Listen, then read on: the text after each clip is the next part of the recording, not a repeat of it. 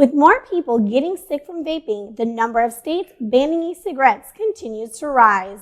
And the iguana population seems to be getting out of control. So who are you going to call? Planning a trip to the beach this weekend? We will tell you how to stay safe while having fun in the water. This and more today Inside the Bay.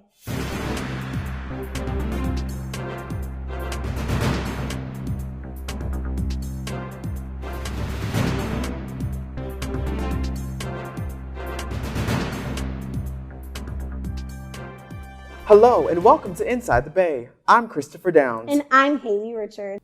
Frequent South Florida beachgoers are getting scared to get in the water, and the reason behind their concern is a bacteria that lives in the warm water as flesh-eating bacteria. Zoe Solar has more.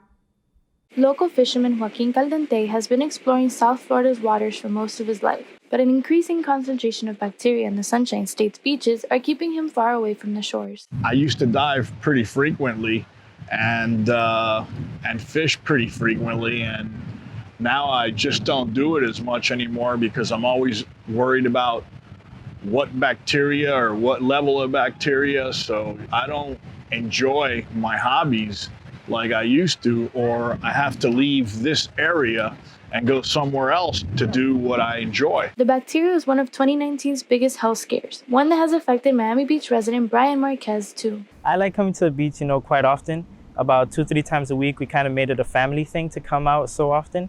And with the flesh-eating bacteria, that's kind of gotten in the way of our family tradition. But along with its terrifying nickname comes several misconceptions. Vibrio diseases, bacteria, do live in water. But that doesn't mean that that's an indication necessarily of dirty water with vulnificus. It exists naturally and always has been here whenever the temperature was correct, the salination was correct. The flesh-eating form of Vibrio vulnificus is contracted when the bacteria enters one's body. But that doesn't mean people have to give up beach activities altogether because the infection is preventable. Would I not go to the beach? No, I would go to the beach. I might spend less time in the water. I might go when it's a little bit cooler out. I'm going to wear water shoes, that kind of thing. And I'm not going in with any cuts on my legs, I can guarantee you that. And while Dr. Rusk wants to avoid telling people whether they should or shouldn't be afraid to go in the water, she does want to see increased awareness and swift action. That's the trigger that I would like to start seeing in people, is rather than living with fevers and signs of infection, go get it checked out. Next time you're thinking of getting into the water, make sure to cover up those cuts and wounds. If you see anything unusual on your skin, make sure to go see a doctor. Also, check the beach monitoring data at floridahealth.gov, and don't forget to wear your water shoes. Reporting for Inside the Bay, Zoe Solar. Most cases of this infection are reported from May to October, when the water is the warmest. You can still enjoy the beach, just remember to follow these tips. The use of flavored e-cigarettes has gained recent popularity among teens. As vaping-related health issues increase, 4 states have already banned the sale of e-cigarettes. Our reporter Tamara Cornwall has more on this story. Flavored e-cigarettes has recently been linked to several cases of respiratory illnesses across 48 states. According to the CDC, the number of individuals with vaping-related illnesses is now over 1,000 and continues to rise each day. As of today, there are a total of 18 confirmed dead from vaping. This number continues to increase with the first vape-related death reported in Illinois on August 23, 2019. I probably would say that I am dependent on e-cigarettes. Like, every time I run out, I feel like I need to buy a new one as soon as possible. And I use it all day. E-cigarettes work by heating a liquid to produce an aerosol that users inhale into their lungs. According to the CDC, the liquid can contain nicotine, THC, CBD, and other substances. Although the Trump administration is working with the FDA to remove flavored e-cigarettes from shelves, consumers and sellers are worried about what will happen if and when Trump's plans go into effect. Before I started using vapes, I did used to smoke cigarettes. I think it will have a tremendous impact on every single smoke shop, every type of smoke industry, just because it's in such high demand. So I think if they actually do get rid of it, it would be tragic. I have been smoking e-cigarettes because it is safer. E-cigarettes have become the most commonly used tobacco product among youth. In 2018, more than 3.6 million U.S. middle and high school students reportedly use vape products, according to the CDC. With all the buzz around it, vaping has become extremely popular. Sadly enough, so has its side effects. With vaping, there's more chemicals in it, So it has a shorter effect on your body. It can cause inflammation in the lungs, which can lead to pneumonia, bronchitis, and things of that nature. You can end up in the hospital. Michigan was the first state in the nation to ban the sale of e-cigarettes. According to the Washington Post, the governor of Michigan felt the ban was needed in order to protect young people from the potentially harmful effects of vaping. The FDA says they will finalize a policy in the next coming weeks that will allow the removal of all flavored e-cigarettes. They believe sweet flavors such as bubblegum and Fruit Loops are what hooks teens onto the nicotine found in vape pens. In the upcoming weeks, the CDC will continue to work with the FDA to investigate and to bring an end to this deadly outbreak. This has been Tamara reporting for Inside the Bay. Every week, there's new cases of people getting sick from vaping, which is causing more states to ban cigarettes. You're absolutely right, Haley. The federal government has made it clear the ban is to prevent children and teens from using these devices. And when we come back, FIU is front and center.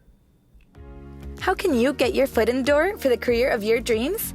FIU's Hospitality Career Fair is an event where over 30 companies and more than 150 students will be in attendance. Meet potential employers and showcase your abilities. Find the job of your dreams as you dress to impress, resume ready. The career fair will take place at the Chaplin School of Hospitality and Tourism Management at the Biscayne Bay campus, and all students are welcome. Don't forget to ask your career advisor about this life-changing opportunity.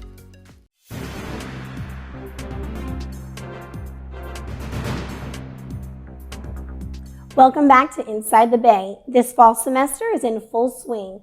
There are on-campus events offered for the FIU community. FIU students had an opportunity to showcase their professional development skills at the two-day career fair event at MMC. Day 1 was a technical career fair, and Day 2 was the all-majors career fair. Hundreds of students and alumni line up dressed in professional attire with resumes in hand, eagerly waiting to speak with potential employers. Students come in, they are well dressed, they have their resumes, they've practiced their elevator pitch. It's their opportunity to get in front of an actual person that's recruiting for a company versus just sending in a resume or applying online. The long lines on the outside were matched inside the ballroom, staff and volunteers working to get students signed in and ready to go. I love talking to employers, and I love getting feedback on my resume and my cover letters, and I just want to be able to improve my professional scope.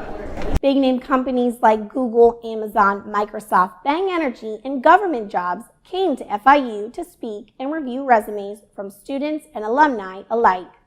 The turnout for this event is tremendous. With an overload of people at this event and not enough space, students had to line up and wait patiently to speak with recruiters. Extremely important for companies because they're coming out with new talent, people that are training with the latest modalities, and because we're getting a lot of young talent that we can actually train and mold into our company's culture. Every year, the Biscayne Bay campus celebrates Diversity Day, which is a 4-day event focused on hosting workshops and activities that are key to enhancing inclusiveness. One of the highlights of Diversity Day is listening to the author of the Common Reading Book, which all incoming freshmen are required to read. This year's book deals with the Holocaust. It was a very discriminating people that didn't know how to call you by name. They would only call you Jew boy or Jew. Martin Baranek is a Holocaust survivor. In his memoir, co-written by Lisa Cicero, he recants his time in several concentration camps and the overcoming loss that he endured at the hands of the Nazis. So yeah, it's a very big honor. It's really living history, and going back to all of those places, all the camps, his hometown, where he was liberated, being in Israel with him, it's a tremendous honor and privilege. Determined was selected in part with recommendation of John Warwick, the director of the Hillel at FIU. Interesting story.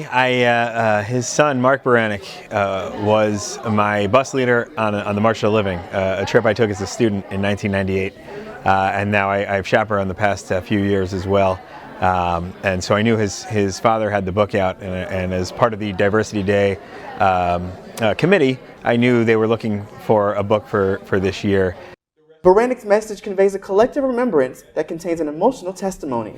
The words of Martin truly resonate throughout the audiences of both MMC and BBC, with the message loud and clear: never again. Sort of hard to stop him. Once he gets going, he's going, and I'm not going to interrupt him. And it's just a pleasure to sit with him and listen to his story, which I've heard numerous times, of course, but to get to hear his story, and more importantly, to see the reaction of the people in the audience. What a heart-wrenching story, but so inspirational. It was a great event. And when we come back, we will meet a special high school football team with big dreams. And discover a popular form of exercise you may know nothing about. I'm so ready for this interview. Not dressed like that, you're not. Let me take you to the closet. Have the perfect resume but not the perfect outfit? The FIU Career Closet provides students with the opportunity to look their best without breaking the bank, thanks to the generosity of Lainey Kane Hannon. How do I look now? Like you're ready to get a job. For more information, call a career consultant to schedule an appointment today.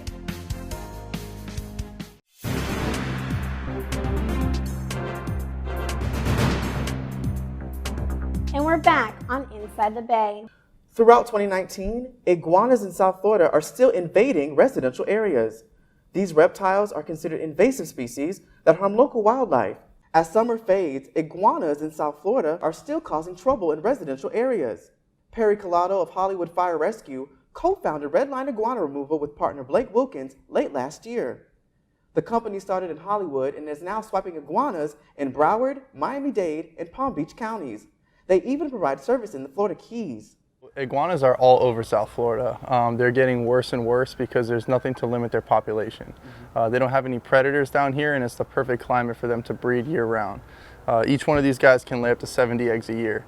So without anything to limit their population, they're reproducing like crazy. Got a big male here in a trap.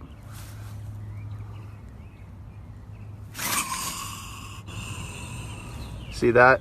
It only takes seconds, guys. The Florida Fish and Wildlife Conservation Commission warns that iguanas are wreaking havoc on our local ecosystem.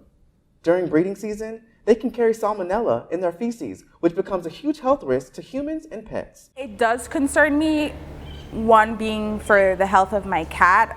I don't know where these iguanas are coming from or what they carry. So. Did you know there are several different species of iguanas, 3 of which have made their home here in South Florida?